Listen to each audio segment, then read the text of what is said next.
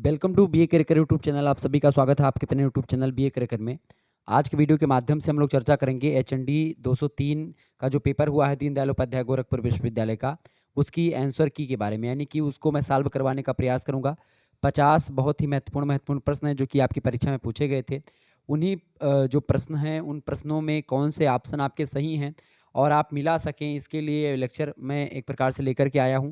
तो आप सभी लोग इस चैनल को सब्सक्राइब कर लीजिएगा बीए करियर को, ठीक है। ये शुक्ला स्टडी पॉइंट का ही एक चैनल है, ये बात ध्यान रखेंगे। तो हिंदी की अगर बात किए तो हिंदी में आपको हिंदी अनुवाद फर्स्ट जो है आपको पढ़ना पड़ता है, जो है किसके अंतर्गत, एचएनडी 203 जो कोड होता है इसके अंतर्गत। और इसका सेकंड पेपर जो होगा वो कल होगा, एचएनडी 204 वाला, ठीक है। तो उसको भी मैं इस तरीके से करवा दूंगा। आपको बता दूं कि ये 29 तारीख को पेपर हुआ है, यानी कि आज ही पेपर हुआ है और आज मैं इसका आंसर की दे रहा हूँ। थोड़ा सा प्रश्न इसमें थोड़े से जटिल प्रश्न जरूर पूछे गए थे, ठीक है। तो इसको अगर आप देखेंगे प्रश्न को तो प्रश्न पत्र जो था थोड़ा सा आपकी बात थोड़ा सा ज़्यादा कठिन बना दिया गया था, मतलब कि हर वर्ष की अपेक्षा। हालांकि फिर भी ठीक ही ठाक था।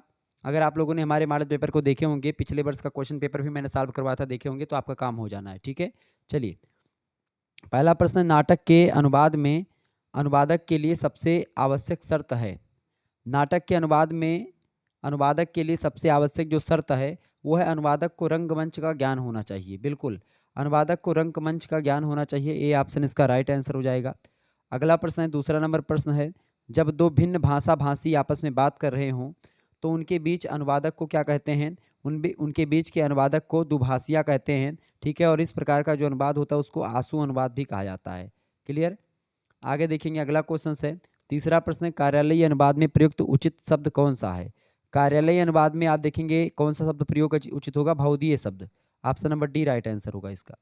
अगला प्रश्न है, अनुवाद की महत्ता का अध्ययन किसके अंतर्गत किया जाता है। अप्रयुक्त भाषा विज्ञान के अंतर्गत किया जाता है अनुवाद की महत्ता का एक प्रकार से अध्ययन, ठीक है। ऑप्शन नंबर इसका ए राइट आंसर होगा चौथे का। पांचवा प्रश्न आपसे पूछा गया था, तो ये दीनदयाल उपाध्याय गोरखपुर विश्वविद्यालय हिंदी के बीए सेकंड मतलब कि बीए फोर्थ सेमेस्टर का क्वेश्चन पेपर है, ये बात ध्यान रखेंगे।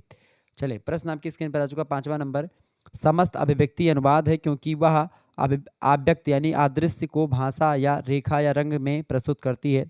यह कथन किसका है। तो यह कथन किसका है भैया, ये कथन अज्ञे का है। ऑप्शन नंबर इसका बी करेक्ट आंसर होगा। अगला प्रश्न छठा नंबर, वैदिक और लौकिक संस्कृत के ग्रंथों का अनुवाद किस अर्थ में आया है। तो ज्ञात कथन के अर्थ में, अज्ञात कथन के अर्थ में या अकथन के अर्थ में। इनमें से थोड़ा सा डाउट है तो इस प्रश्न को छोड़ देते हैं।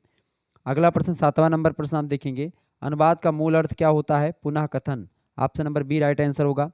अगला प्रश्न आठवां नंबर प्रश्न पूछा गया था, साहित्यिक अनुवाद में सबसे सरल अनुवाद इनमें से कौन सा है। कथा अनुवाद जो होता है सबसे सरल अनुवाद है इनमें से। Option number B correct answer होगा जाएगा इनका। नौवां क्वेश्चन आपकी स्क्रीन पर आ चुका, भोलानाथ तिवारी के अनुसार अनुवाद क्या है।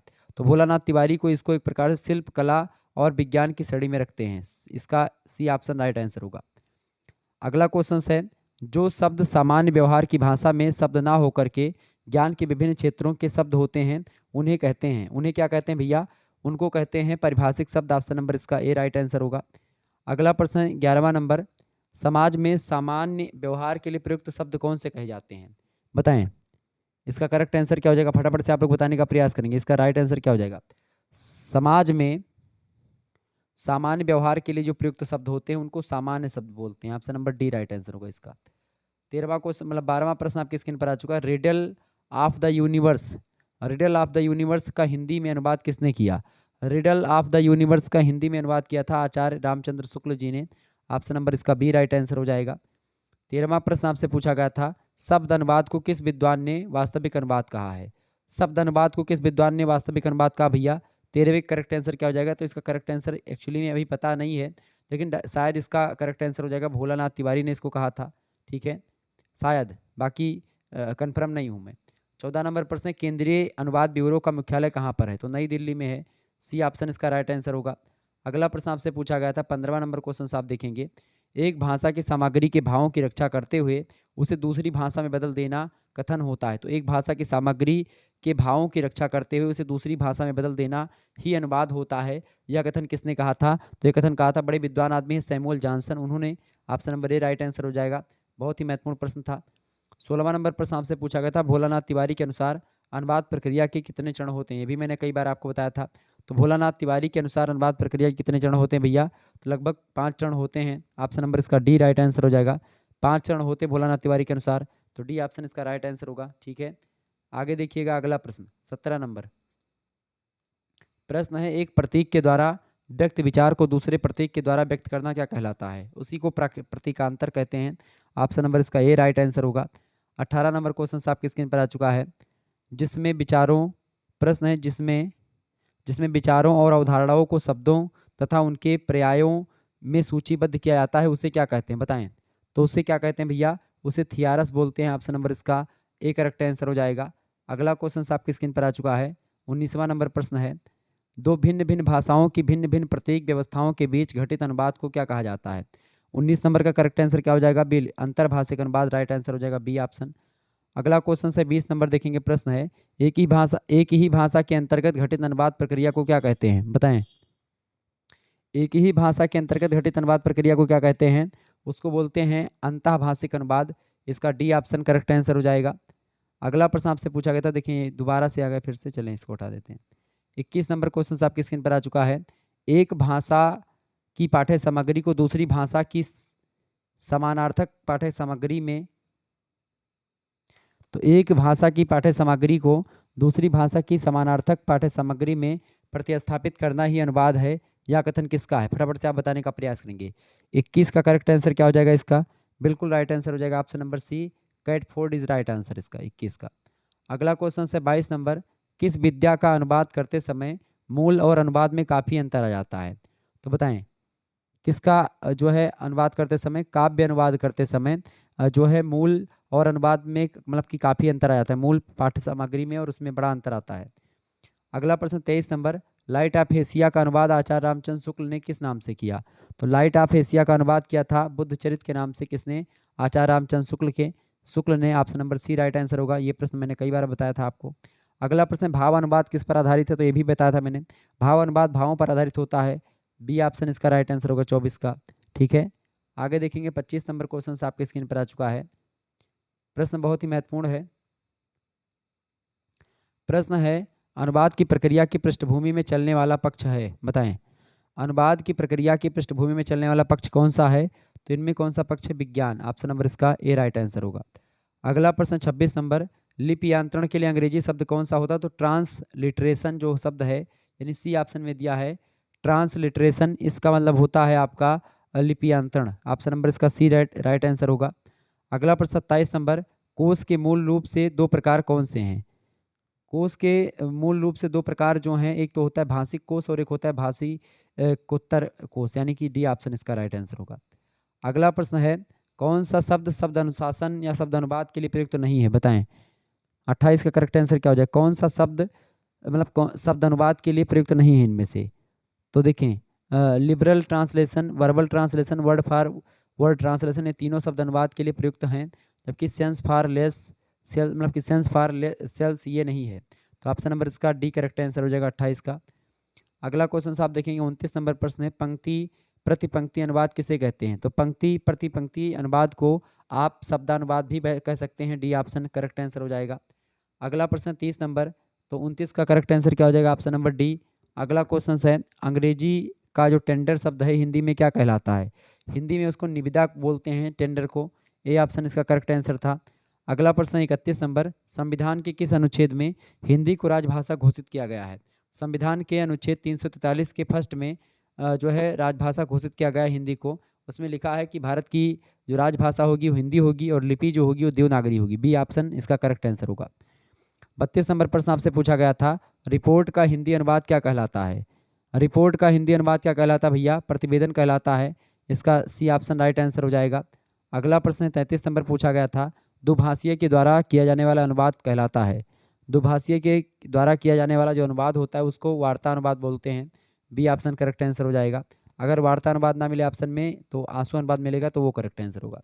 अगला प्रश्न, नाटक का अनुवाद यदि काव्य कहानी में होता तो उसे क्या बोलते हैं? तो उसको क्या बोलते हैं भैया? 34 नंबर का करेक्ट आंसर क्या हो जाएगा? यदि नाटक का अनुवाद काव्य कहानी में किया जाता तो उसको बोलते हैं हम पाठ अनुवाद। क्या बोलते हैं? पाठानुवाद बोलते हैं। और पाठानुवाद ऑप्शन में है नहीं, तो ऑप्शन नंबर डी लगा देंगे, इनमें से कोई नहीं। अगला प्रश्न 35 नंबर, काव्य अनुवाद में काव्य रचना का अनुवाद काव्य रचना में काव्य रचना का जो अनुवाद होता है, काव्य अनुवाद में काव्य रचना का अनुवाद पद्य में होता है, मुक्त छंद में होता है, या गद्य पद्य मुक्त किसी में भी हो सकता है। तो किसी में भी हो सकता है, गद्य पद्य या मुक्त में। सी ऑप्शन राइट आंसर होगा। अगला प्रश्न 36 नंबर, मेमोरेंडम। मेमोरेंडम के लिए शब्द हिंदी परिभाषित शब्द कौन सा है? ये मैंने आपको बताया था। मेमोरेंडम के लिए जो है ज्ञापन शब्द का प्रयोग करते हैं बेसिकली। इसका बी ऑप्शन करेक्ट आंसर हो जाएगा 36 का। तो जिन्होंने बी लगाया होगा उनको नंबर मिल जाएगा। 37 नंबर प्रश्न आपसे पूछा गया था, परिभाषिक शब्दावली से क्या तात्पर्य है? परिभाषिक शब्दावली से क्या तात्पर्य है भैया? तो राज्य मंत्रालयों से, सरकारी उपक्रमों से, सरकारी कार्यालयों से, इन तीनों से। ऑप्शन नंबर डी उपरोक्त सभी से। अगला क्वेश्चन आपकी स्क्रीन पर आ चुका है 38 नंबर, कविता के अनुवाद की सफलता में संदेह व्यक्त किया है किसने? कविता के अनुवाद की सफलता में संदेह व्यक्त किया है क्रोचे ने। ये ऑप्शन जो है करेक्ट आंसर हो जाएगा इसका। 39 नंबर प्रश्न है, वध धातु का क्या अर्थ है? वध धातु से अनुवाद शब्द की उत्पत्ति होती है। संस्कृत का धातु है वध, वध का मतलब होता है बोलना। ये ऑप्शन इसका करेक्ट आंसर हो जाएगा 39 का।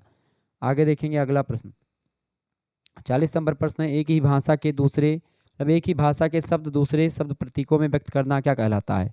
तो 40 नंबर का करेक्ट आंसर क्या हो जाएगा? सी ऑप्शन शब्दांतर कहलाता है। एक ही भाषा के शब्द दूसरे शब्द प्रतीकों में व्यक्त करना शब्दांतर कहलाता है। अगला प्रश्न 41 नंबर, एक्ट का हिंदी शब्द क्या है? एक्ट माने होता है अधिनियम। बी ऑप्शन करेक्ट आंसर हो जाएगा। ला माने नियम होता है, ध्यान रखेंगे, LAW, ला माने नियम होता है और एक्ट माने होता है अधिनियम। ठीक है, ध्यान रखिएगा। अगला प्रश्न आपकी स्क्रीन पर आ चुका, प्रिंसिपल्स ऑफ ट्रांसलेशन, अनुवाद सिद्धांत के लेखक कौन है? तो अलेक्जेंडर फ्रेजर टिटलर महोदय हैं इस सिद्धांत के लेखक। ठीक है, यह ऑप्शन नंबर इसका सी राइट आंसर हो जाएगा। अगला प्रश्न 43 नंबर, लेटर शब्द का हिंदी रूप कौन सा है? पत्र है। बी ऑप्शन इसका राइट आंसर होगा। अगला क्वेश्चन है 40 नंबर, सीडेक पुणे में, एक प्रकार से पुणे ने, सीडेक पुणे में स्थित है, तो उसने कौन सा अनुवाद सॉफ्टवेयर बनाया है?